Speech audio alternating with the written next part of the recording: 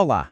Nesta análise vamos desvendar o que está por trás de tudo no nosso mundo digital. Sim, aquele motor que nunca para, composto por inteligência artificial, Big Data e a nuvem. Para começar, vamos tentar entender a escala de que estamos falando. Pensem só, a cada minuto, a cada 60 segundos, são 168 milhões de e-mails. Quase 700 mil buscas no Google.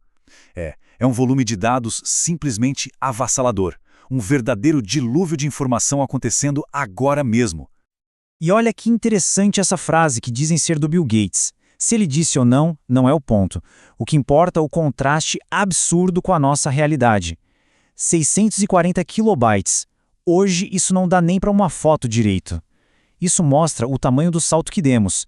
E claro, o tamanho do desafio que isso criou. Então como é que a gente lida com esse dilúvio todo? Bom, a resposta não veio de uma única tecnologia isolada. O que surgiu ali entre 2010 e 2020 foi um verdadeiro sistema, uma engrenagem onde três peças-chave, inteligência artificial, nuvem e Big Data, trabalham juntas, uma fortalecendo a outra.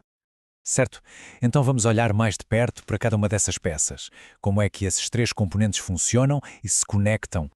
Primeiro, a computação em nuvem. Pense nela como a fundação, a infraestrutura de tudo isso. Em vez de cada coisa rodar no nosso computador pessoal, a nuvem oferece um poder de processamento e armazenamento quase infinito, disponível a qualquer hora, em qualquer lugar. É a força bruta que sustenta todo o sistema. Depois vem o Big Data. E aqui a gente precisa entender uma coisa. Não é só sobre ter um monte de dados. É sobre ter uma nova forma de olhar para eles, de gerenciar, processar e, o mais importante, extrair sentido de tudo isso. É uma nova filosofia para tomada de decisão. E para entender o desafio que o Big Data representa, a gente costuma falar nos 5 Vs. Primeiro, o volume, que é a escala gigantesca de dados que a gente já viu. Depois, a variedade. Os dados vêm de todo lado. Textos, vídeos, áudios, dados de sensores, não é tudo arrumadinho em tabelas. Tem a velocidade, a rapidez com que tudo isso é criado e precisa ser analisado, muitas vezes em tempo real. A veracidade é crucial, né? Precisamos garantir que esses dados são confiáveis. E, por fim, o mais importante, o valor. De nada adianta ter tudo isso se não conseguirmos extrair algo útil, algo que gere valor. Essa analogia aqui é perfeita para entender o papel do Big Data. Imaginem que os dispositivos de internet das coisas, relógios inteligentes, carros conectados, sensores na cidade, são os jogadores em campo, coletando dados o tempo todo. O Big Data seria então a comissão técnica, que junta todas essas informações, analisa as jogadas e define estratégia. E finalmente, a terceira peça, a inteligência artificial. Se a nuvem é a força e o Big Data é o combustível, a IA é o motor. É ela que usa todo aquele volume de dados para aprender, para identificar padrões e realizar tarefas que antes só humanos conseguiam fazer. E grande parte da IA que vemos hoje é baseada em aprendizado de máquina, ou machine learning. E como isso funciona? Bom, pensem em como uma criança aprende a falar. É um processo gradual, intuitivo. A máquina aprende de um jeito diferente. A gente não ensina regras fixas. A gente alimenta ela com uma quantidade absurda de dados. Textos, imagens, o que for.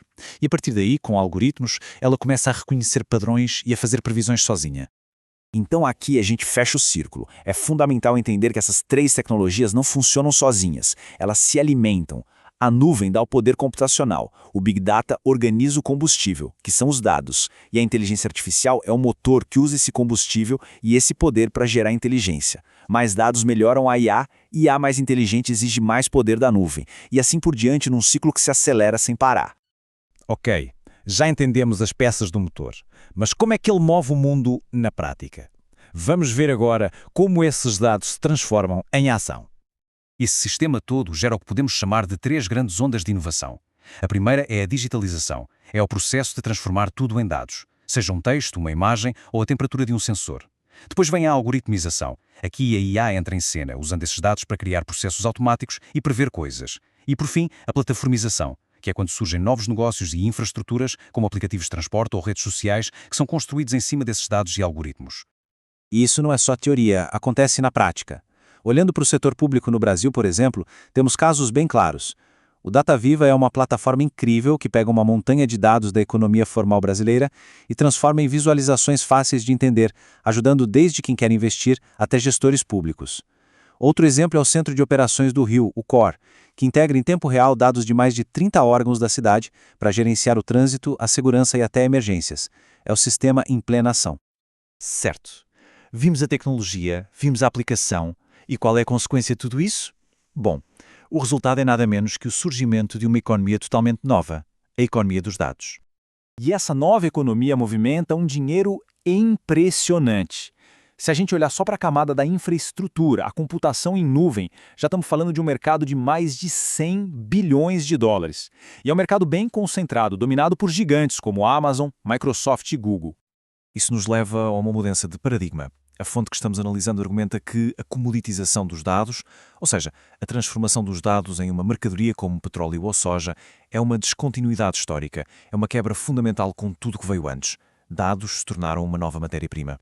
A grande lição aqui é essa: os dados agora são um ativo, uma nova classe de ativo econômico, tão importante quanto fábricas ou capital financeiro. Eles estão mudando completamente a forma como os mercados funcionam e como o valor é criado.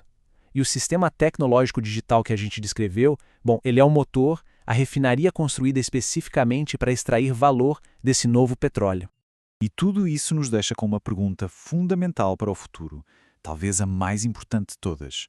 Se os dados são de facto o ativo mais valioso da nossa era, quem vai definir as regras do jogo? Quem vai governar essa nova economia? Fica aí a reflexão.